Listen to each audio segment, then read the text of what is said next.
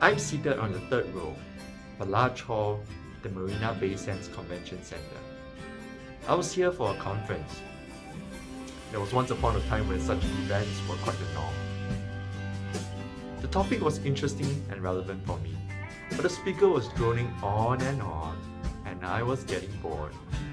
So I quietly took out a piece of paper and the mechanical pencil that I carry around with me and went into my own world.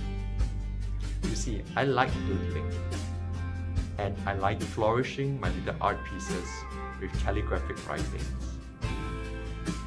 I was happily sketching out my stuff, and suddenly, the person sitting next to me remarked, "Hey, are you from ACS too?" I stopped whatever I was doing, turned around, and saw this guy with a big smile on his face. I said, "Yeah, how did you know?" And he answered, "I didn't need to pee, but I thought I saw the words, 'the best is yet to be' on your drawings." We found out that we were from the same school. The best is yet to be was the motto. Because we were only a few years in age difference, we figured out that we must have been in school together at some point. We exchanged name cards, and I found out that his name was Deck. This incident happened 5 years ago, and up to today, we still keep in contact, reminiscing about our good old days often, and in particular, about that incident where we serendipitously got to know each other.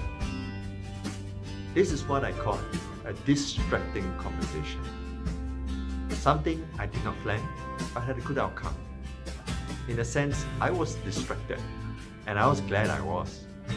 Let me ask you, what is the opposite of distraction? Some people will say focus or concentration. According to the best-selling author, Neil Yao, the opposite of distraction is actually traction. Traction is the action that brings us closer to what we want.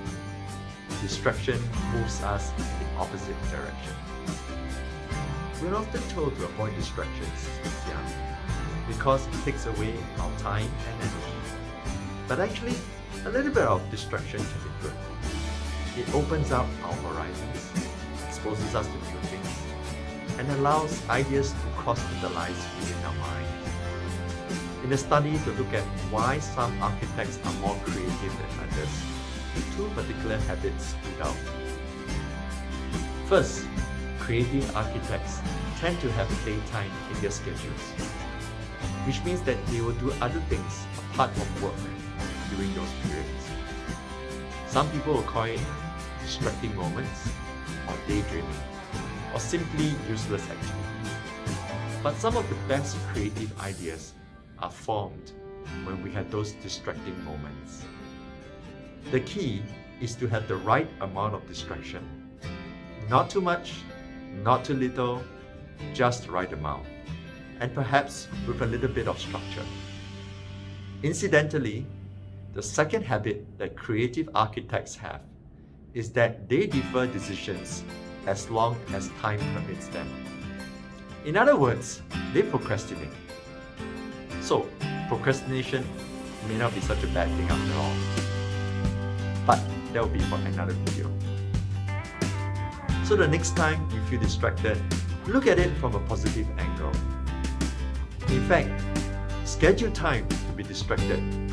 Have a conversation with somebody whom you have never talked to before. Read a book whom you previously had no interest in. Download a new app. Who knows what creative ideas you may come up with, or interesting people that you'll get to meet. Just like how I met my friend